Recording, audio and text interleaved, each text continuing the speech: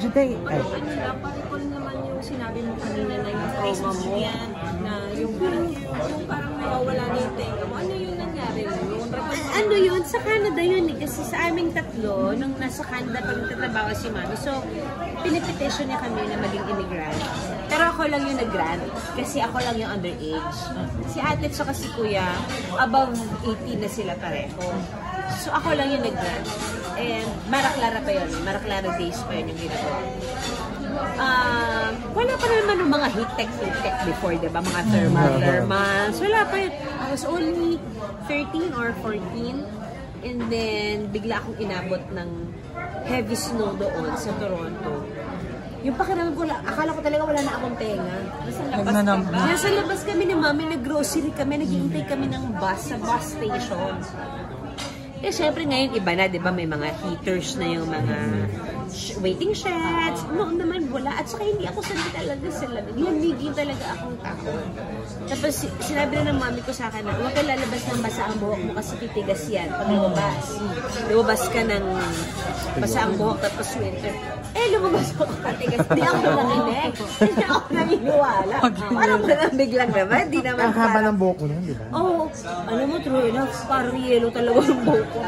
Naghanap ako ng banyo. At ipinasok ko talaga yung ulo ko sa heater. Kasi para mag-thaw siya. Tapos feeling ko wala na akong daliri. Tapos basa yung mga medyas ko.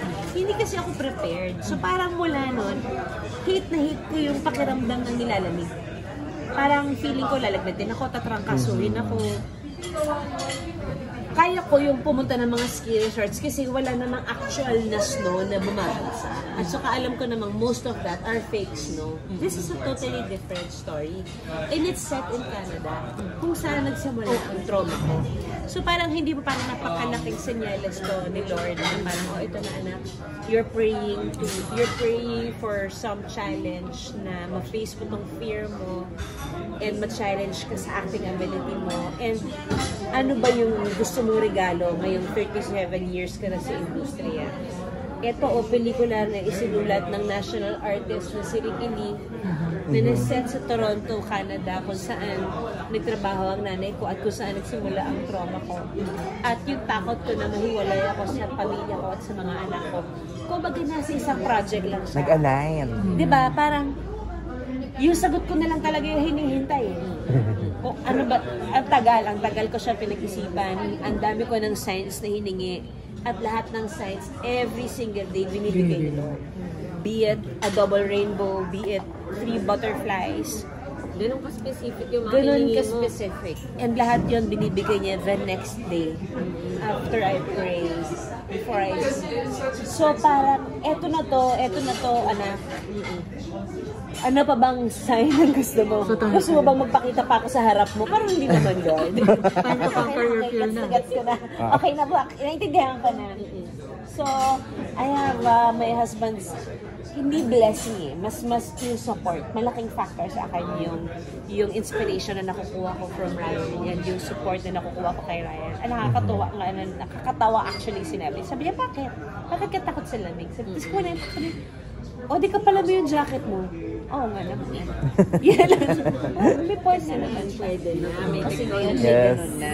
So, it is, parang napaka-ironic lang talaga. Pag iniisip ko na parang, of all places, meron naman sa Asia, di ba? Na heavy snow. Toronto, Canada talaga. Gano'ng katagal ka nag-stay doon? Nakabakasyon na? I have to stay there for a month and a half. Every year. Nung natanggap ako nung na-approve ako as immigrant. Pero kasi I was acting here and I was also studying here, kaya allowed ako bumalik. I just have to stay there for more than a month. And then, nung bumalik ako doon for a concert, kasi concert pero nung araw, may mga kumukuha pa sa akin mag-concert. Nakakatawa, di ba?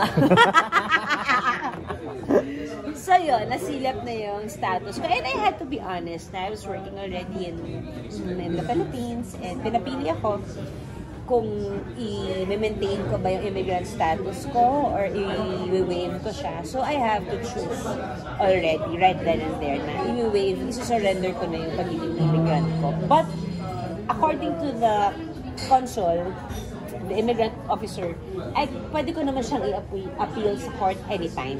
Kasi nag-grantan naman ako. So at least we have that option in the future kung ano't ano man.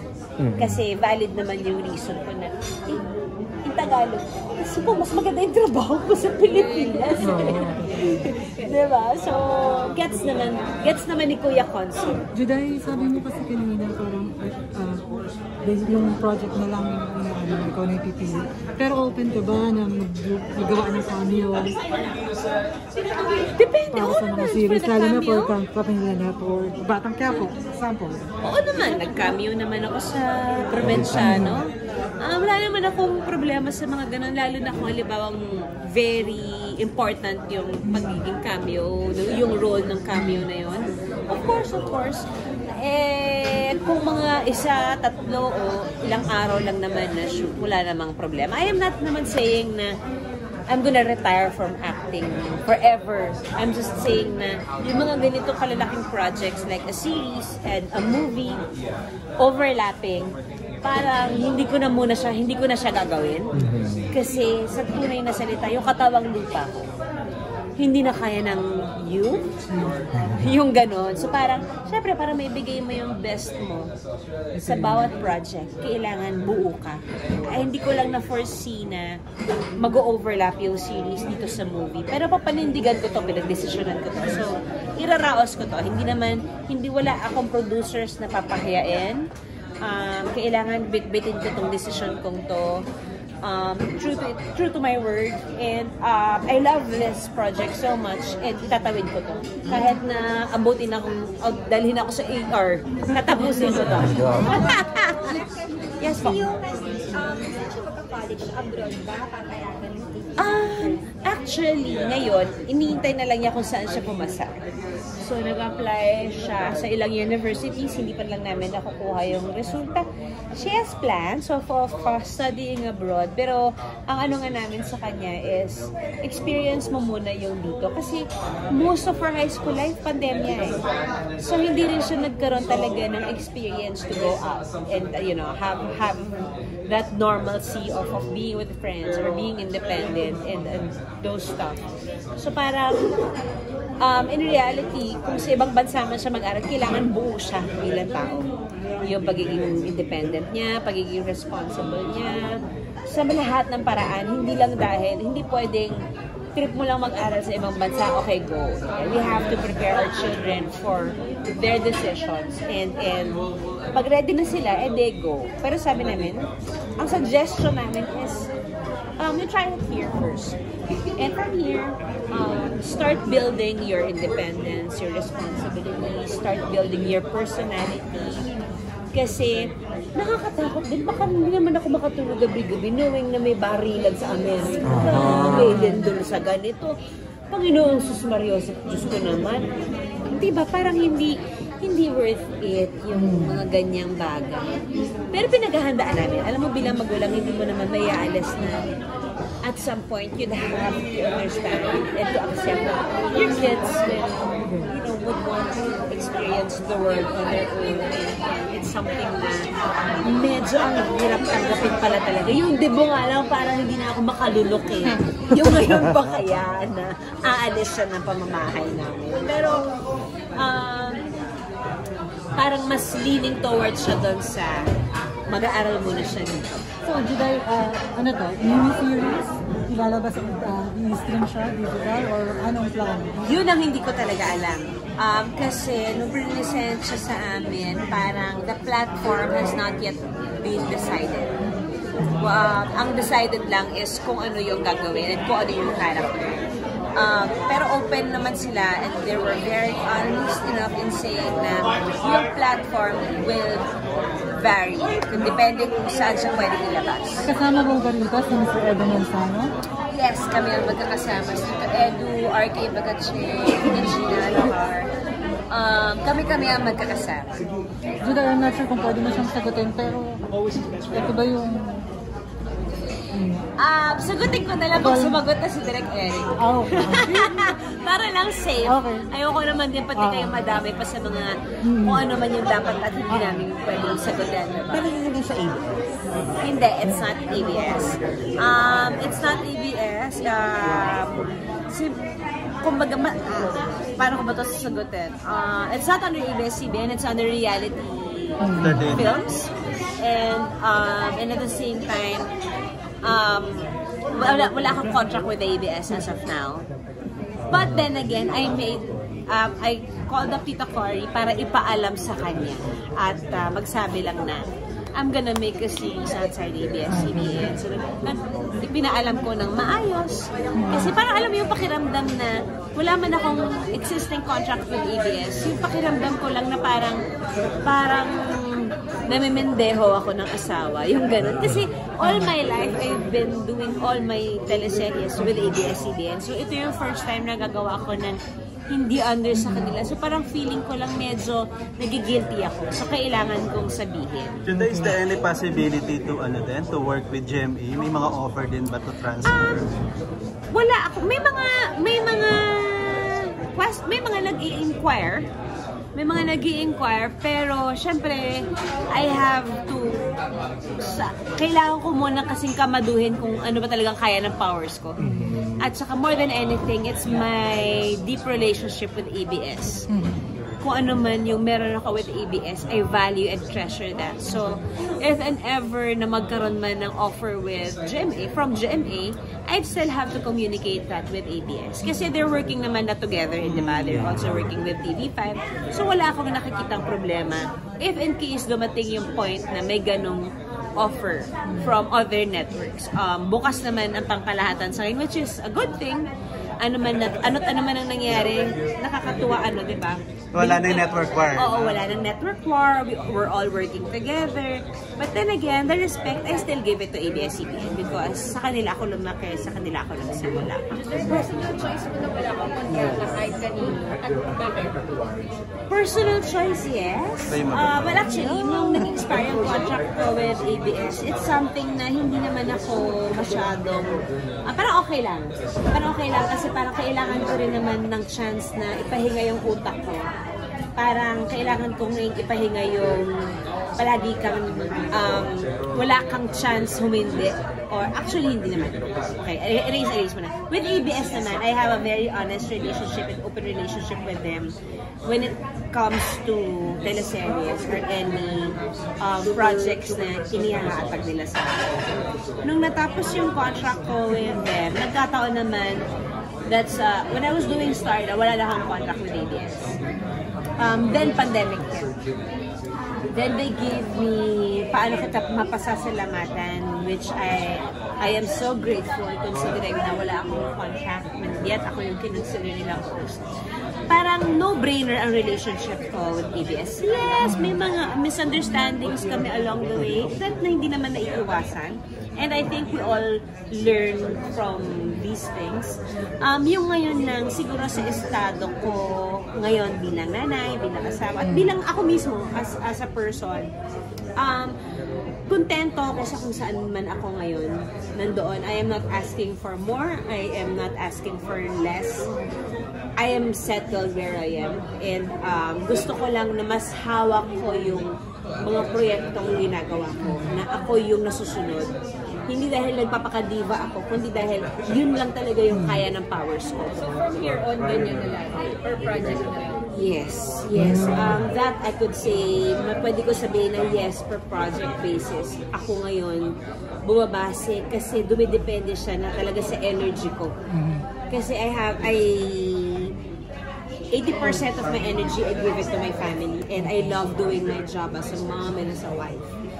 Yung 20%, ano na yun eh. So, yun na yung passion ko for acting, I have my Angry Dobo. Pero, ano na siya, kung saan tumibok ang puso ko, saka lang ako tumatanggap ng projects. Kasi, namimiss ko rin naman umarte. Hindi naman ako magsisinungaling at alam ni Ryan na. Kasi dito ako lumaki, posibleng hindi ko mamiss tong mundong to. Namimiss ko makipag-usap sa inyo, namimiss ko lahat. Pero siguro, pag simula ka kumarte mula 8 years old, tapos, di ba, parang sa pagkakataong to, deserve ko naman na siguro piliin yung mga proyektong gusto kong gawin. Kasi, for most of my life, dinidiktahan ako kung ano yung dapat kong gawin, ito lang yung pelikula, ito lahat yung pelikula lang kong gagawin, gusto ko yung partner o hindi, kailangan kong gawin. Parang tapos na ako doon, napagdaanan ko na siya. Kung tumatanggap man ako ng projects ngayon, kasi talagang gustong-gusto ko. And parang hindi pampalapad ng papel, pero pampaano na lang, pampabuo na lang ng karera ko bilang isang artist. Judai, open ka din. Ano sabi ng bosses yung sa ABS when you told them about yung series na gagawin? Oh, sobrang na-appreciate ni Tita Cory yung pagtawag ko sa kanya. Kasi hindi naman, sabi nga niya, hindi naman kailangan Juday, pero na-appreciate ko. Ganun kasi ako, ayokong may nasasaktan ako along the way, especially when it comes to work. Parang feeling ko, hindi worth it na may tao kang matapakan para lang sa isang proyekto o para lang sa isang, alam mo yun, malaking talent fee or something. Not that I'm saying na ang laki-laki ng talent fee ko sa series na, hindi maganda lang talaga yung character. Feeling ko lang yung respeto kailangan mong ibigay ng buo at tama sa mga taong bumuo sa'yo. You have to give them that. Are you looking forward dito sa Diary of Mrs. Winter? Kasi international. Magkaroon ka na ng international awards. If you perform well. Gusto ko lang siyang matapos at maitawid ng tama. More than anything. Parang, saka ko na lang iisipin kung ano yung takbo ng Mrs. Winters when it comes to international festivals. Ang focus ko lang ngayon is matapos ko ng tama yung trabaho ko. Kasi ayoko maging unfair sa director ko, sa producers ko. Gusto ko lang gawin ng maayos yung trabaho ko. Ano yung pinaka-welcome development sa'yo nung bumalik ka sa taping after a long time, after the lockdowns, etc.?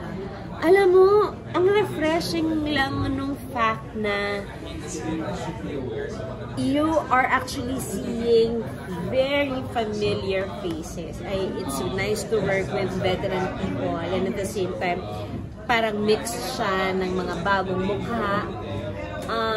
Pag pinag-uusapan nga namin, nakakatuwa na itong mga batang kasama namin sa series, ang kasama nila mga veterano, like, veteran, when I say veteran, mga Edo Manzano levels, Gina Alahar levels. Kasi, meron silang background kung ano yung tamang pakikisama at tamang ugali pagdating sa set.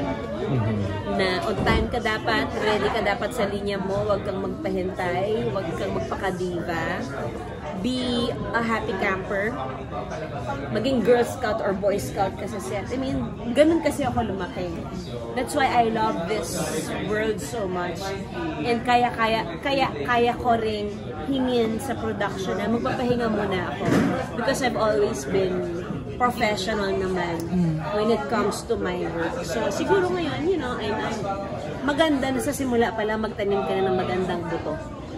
Para kapag kailangan, pag harvest time na, maintindihan nila na, binigay naman niya ang pangkalahatan niya ng bata siya. Okay naman. So, sige, pagbigyan na natin siya sa request. So, I'm just so grateful na ganun ang take sa akin ng mga producers at saka ng mga staff na nakatrabaho. Oo naman, actually, matagal na expired yung contract with ABS even before the pandemic. Ginagawa ko ang Starla, tapos na yung contract ko with them. Pero syempre, gina-value ko yung relationship ko with ABS and whatever happens, you know, I let them know kung ano yung mga pumapasok, kung ano yung mga inquiries, kasi they deserve that. Why ako hindi tumatanggap ng mga ibang projects outside of ABS? I don't see any reason. Parang kung hindi tumibok ang puso ko sa proyektong hinatag sa akin, hindi ko kailangan tanggapin. Kasi ayoko makasira ng relationship. And at the same time, I know naman sila sa Cory would understand, pero parang feeling ko lang, kaya ko pa naman, okay pa naman ako sa Julia's Kitchen, okay naman ako sa, probably I'm just waiting for the right project, pagka tumibok naman ang puso ko sa isang script, tinatanggap ko naman, like itong series, itong pelikula, kaya ako bumalik sa pag-arte. May mga offers naman sa akin before. Hindi ko lang, maganda naman, pero pakiramdam ko, hindi ko lang mabibigyan ng justice yung character. So parang mas unfair yun sa producer and saka sa director. Kung tinanggap ko lang dahil lang gusto ko lang yung salapi. Diba? So hindi dapat gano'n. Dapat tanggapin mo yung proyekto dahil gusto mo siya. Dahil naniniwala ka sa character, naniniwala ka sa story, hindi dahil kailangan mo lang ng pera. So, eto, yung series at saka yung pelikulang ginagawa ko at gagawin ko, I think worth it siya ng time ko. And until now, Juday, marami pa rin nag-aabang sa comeback movie nyo ni Piolo Pascual. Ay, hindi natatapos? May naman. Kawawa naman sila. Pwede naman nilang tapusin. Ang pandemic nga natapos eh. Sila ba hindi? Kasi wala pang natutuloy. Kasi nga, matagal na silang nag-aabang. Kawawa naman. Hindi ka na ba willing, Juday? Ay, hirap magsalita ng tapos, pero wala naman ako nakikita. Alam mo yun, parang... Pero pag may good project, good script, good story. We'll see. Ako more than anything, it's not just the character, it's the relationship with your co-actor. It's that. Diba? Parang ayokong, mas gusto ko nakagagawa ka ng pelikula, yung everybody happy. So, kung ano ta naman, yun, meron namang, kung matutuloy, nandun naman ako. Wala naman ako sinasarang possibilities. Pero ang sa akin lang sa ngayon, yung state of mind ko is, I will do a project if I'm comfortable with my co-star. Working with Ate Guy, national artist. Of course naman, hello! Sino bang hindi? When was the last time ba? Babae pa! Medyo Lupita Kashiwahara, hindi Tanida. Ayun pa yung huli. So, of course. I mean, maraming posibilidad. Wala naman din masamang maging honest. Diba? Tawa ka rin ba? Pinag-play ko. Of course! Oh, deserve na Ate Guy. Maging national artist. Puro Diyos, puro Santo. Bakit ngayon lang, diba? Pero I'm so happy and I'm proud na nakatrabaho ko siya. Kasi hindi na rin naman madalas tumanggap si Ate Guy ng proyekto lately. But I'm happy na nagawa ko pang makatrabaho si Ate Guy sa isang pelikula with Direk Lupita and Nida Blanca. So I think that alone, buong-buo na yung history ko.